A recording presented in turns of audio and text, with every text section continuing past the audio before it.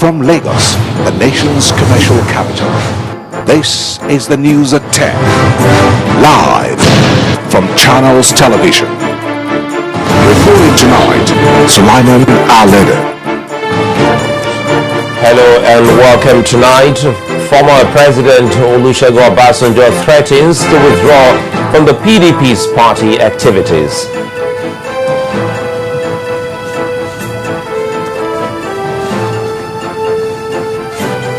Council polls hold in Anambra State for the first time since 1998 amidst protests.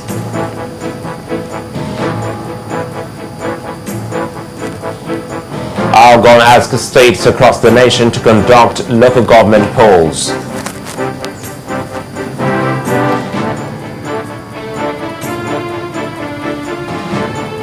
And former Israeli Prime Minister Ariel Sharon has died after spending 8 years in a coma. And on business news tonight, financial analysts predict stricter monetary stance in 2014 ahead of CBN's Monetary Policy Committee meeting. And in sports news, Nigeria's Super Eagles begin their campaign at the 2014 African Nations Championship in South Africa on a losing note.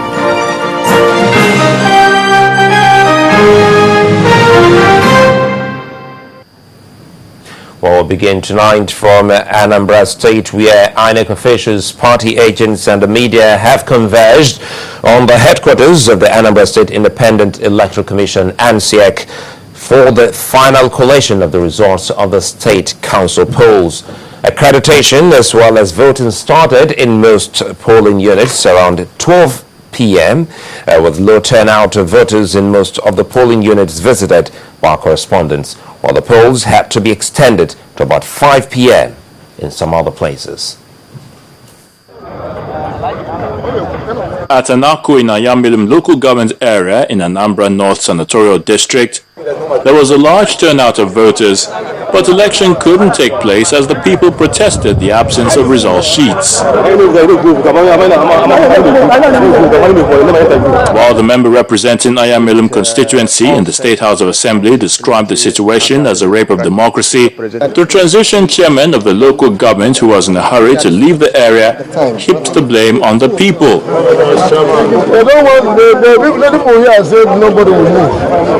The people around you here said materials will not move. Since 8 o'clock they said nothing will move. They have gone to Oka and come back and they still said nothing will move. Will I move them? What was their reason? Ask them now. In the grassroots of Anambra State, and by 2 p.m. of an election day, 11th day of January 2014, materials have not been distributed, materials have not been shared, and the ASEC officials, I'm aware, have told you they don't have result sheets. Moving on to Achala, the headquarters of Oka North local government area in Anambra Central Senatorial Zone, it was a bad situation as vehicles with materials were ready for movement, but all the supervisory presiding officers were nowhere to be found. We have told the EO that the rule is that she has the power to change who didn't show up.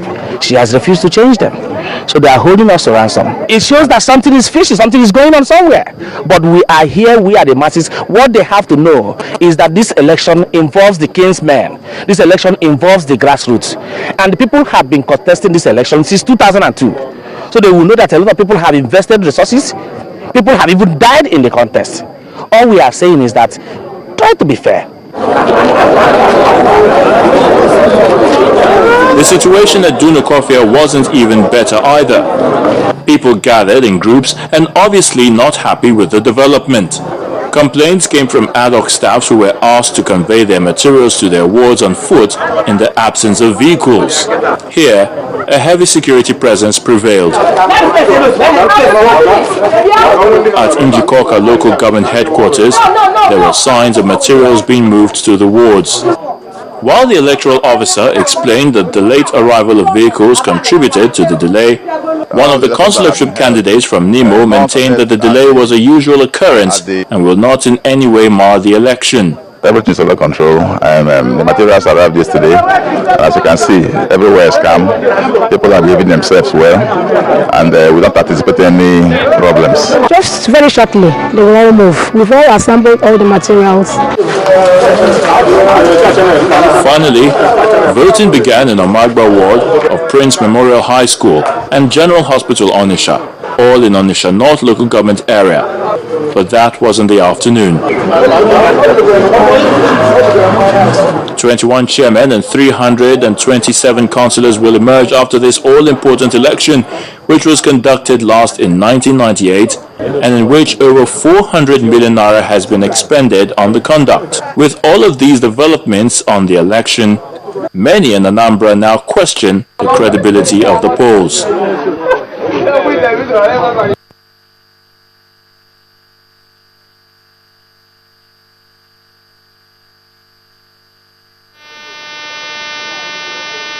Party in Anambra State, however, has a contrary view as to how the polls were conducted. Governor Peter Obi, who also voted in 3 polls, commends INSEC for what he describes as a transparent polls, and that those who disagree with their acts were wrong.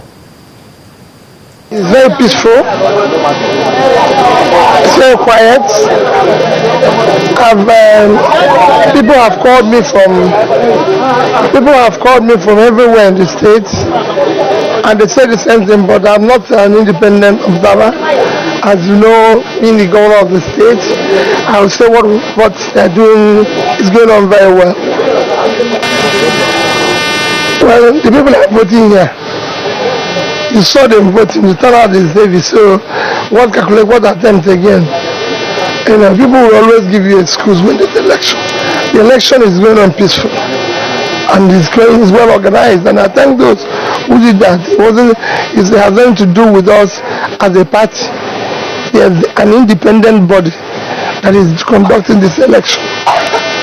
We have struggled and did everything possible to conduct this election over the years, and each time it's scuttled by one group of people or the other for the reasons best known to them.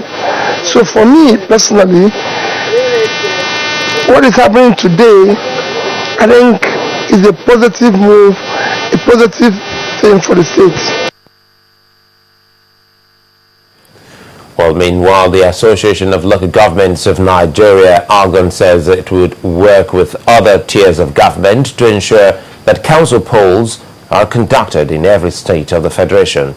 While addressing journalists in Abuja, the president of the association, Mr. Nwabweze Okafor, emphasized that it would also continue to canvass for local government autonomy in Nigeria. He adds that this is the only way to ensure grassroots development and the deepening of democracy in the country. We have resolved want to partner with different tiers of government, the state governments and the federal government, to strengthen our democracy, because we know that our democracy will be deepened. We ensure that the right of our people to represent them at this lowest, the most critical level of government is upheld and sustained. That's why we always continue to advocate for democratically elected councils as enshrined in Section 71 of our Constitution. So it has been our position, it will continue to be the position and the Association of Local Government of Nigeria, ALGON. Our advocacy and the union results for the 11 states that have democratically elected councils about to be approaching 1920. We, as an association, we have different views and we look at things from different perspectives. We always remain one. We are united in our resolve to have a better local government system in Nigeria. Now, staying on the issue of elections, the Nigerian Society of Engineers, NSE, is making a case for the deployment of electronic voting system for the 2015 general elections. The group is therefore requesting the president to direct the Independent National Electoral Commission, INEC, to liaise with engineering bodies in the country to explore that possibility.